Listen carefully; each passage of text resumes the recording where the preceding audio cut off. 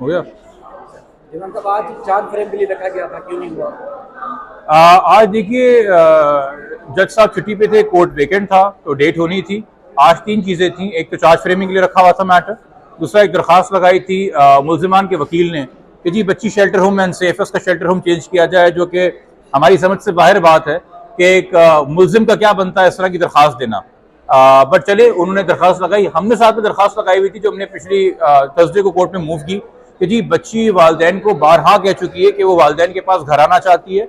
इस हवाले से उसने वालदैन को खत भी लिखे हैं, उन खतूत की कॉपी भी हमने जज साहब को जमा कराई, उसने बर्थडे कार्ड भी बना के अपने वालिद को दिया, उसकी भी कॉपी हमने जज साहब को जमा कराई, जिसके एवज जज साहब ने जो है नोटिस किया आज की तारीख के लिए और सील्ड एनवेलप में शेल्टर होम से बच्ची की रजामंदी मंगवाई है कि क्या वो राजी है या नहीं वालदैन को ज्वाइन करने के लिए, जो कि सील्ड एनवेलप में आज जमा हो गई है।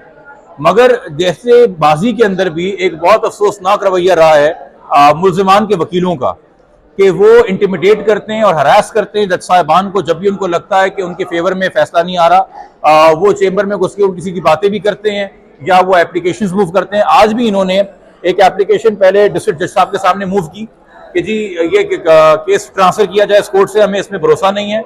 मगर डीजे साहब ने कहा कि जेंडर वायलेंस कोर्ट है, एक डिस्ट्रिक्ट की वाहिद कोर्ट है, दूसरे डिस्ट्रिक्ट में केस ट्रांसफर करने का हाई कोर्ट का मैंडेट है, तो आपको अगर कहीं ऐसा इशू तो हाई कोर्ट जाए।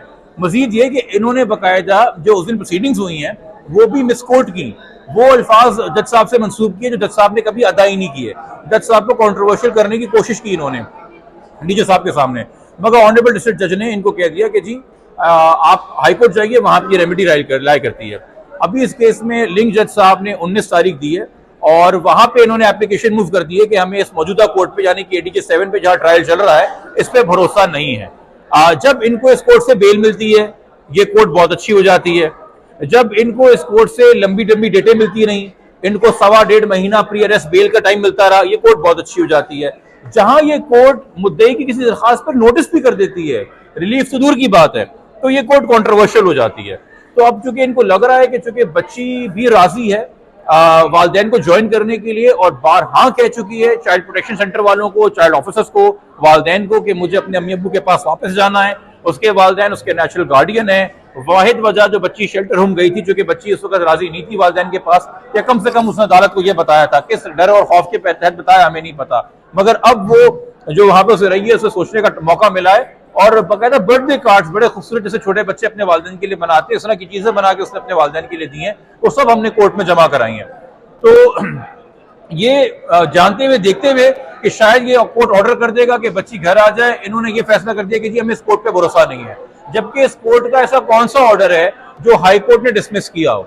कॉग्निजेंस लिया इस कोर्ट ने, हाई कोर्ट ने उसको अपहल्ड कर दिया, एमएलओ ग्रांट किया इस कोर्ट ने, हाई कोर्ट ने उसको एट मैक्सिमम मॉडिफाई किया, डिसमिस नहीं किया। तो हाई कोर्ट के सारे ऑर्डर्स तो वहां पे अपहोल्ड होते रहे हैं। हाई कोर्ट के अंदर भी कुछ प्रोसीडिंग्स खराब नहीं मिली। मजीद ये कि मैंने आज एक और भी चीज कम्युनिकेट की सामने वाले वकीलों को कि देखिए हमारे मुद्दई ने हमेशा पास रखा है कि हमारे मुद्दई ने कभी भी मुल्जिम पार्टी के वकीलों के बारे में जाती तबसरे नहीं किए और जाती बातें नहीं की। बड़े अफसोस की बात है कि मुल्जिमान बैठ के जो हैं मुद्दई के वकीलों के बारे में पर्सनल कमेंट्स पास कर रहे हैं और शदीद नौयत के पर्सनल कमेंट्स पास कर रहे हैं। और ये मैंने पहले बड़े प्यार से तमीज से एक्सप्लेन करने की कोशिश की सामने वाले वकीलों को कि उस बात का ख्याल रखें, मगर उस बात की जिम्मेदारी लेने के लिए तैयार नहीं थे। तो फिर मैंने भी उनको बोला कि जी फिर मैं भी अगली बार जज साहब के सामने इस पर एक्शन लूंगा अगर इन्होंने दोबारा इस तरह की चीजें की, जो कि ये कोर्ट्स को इंटिमिडेट करना चाहते हैं, ये वकीलों को इंटिमिडेट करना चाहते हैं। आपको पता है मेरे हवाले से पहले भी इन्होंने कोशिश की थी, इस पे Sindh high court bar association ने एक प्रेस रिलीज भी निकाली थी जब इन्होंने पहले भी इंटिमिडेट करने की कोशिश की थी। तो ये इंटिमिडेशन टैक्टिक्स रह गए इनके पास, यानी कि जो इनकी ट्रू क्रिमिनल नेचर है वो सामने आ गई है। क्रिमिनल्स इसी तरह से एक्ट करते हैं जिस तरह से ये एक्ट करते आए हैं। पहले वालिदैन को हिरासा करते थे, मैसेजेस करते थे, उनकी इज्जत उछालते थे, उन पे इल्जाम लगाते थे, फिर वकीलों को थ्रेट्स करते थे।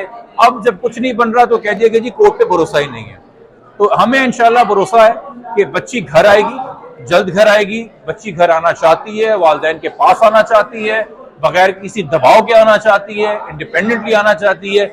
मगर मुल्जिमों को लगता है कि अगर ऐसा हो गया तो इनके जो पूरे जुर्म की दास्तान है उससे पर्दा उठ जाएगा और कुछ ऐसे राज अफशा हो जाएंगे, कुछ ऐसे इंकशाफात हो जाएंगे कि घेरा मजीद तंग हो जाएगा मुल्जिमान के इर्द गिर्द। सही।